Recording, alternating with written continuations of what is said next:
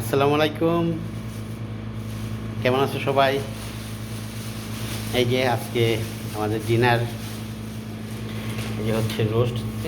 3-4 জন friend দাওয়াত করছি, তো তো ওদের জন্য আর কি ছোট্ট আয়োজন, যে রোস্ট। এই যে আমার বউ বানাইছে হাতে বানানো মিষ্টি, হাতে বানানো দই, মিষ্টি দই।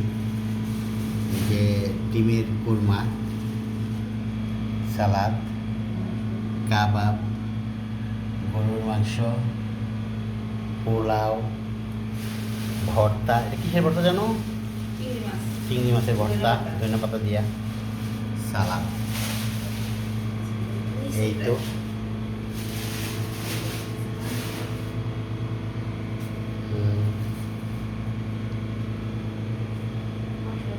অনেক সুন্দর লাগতেছে খাবারগুলো, বিশেষ করে মিষ্টিটা তো অনেক স্পেশাল হয়েছে, দইটাও সেই হয়েছে, সেই লাগতেছে দইটা।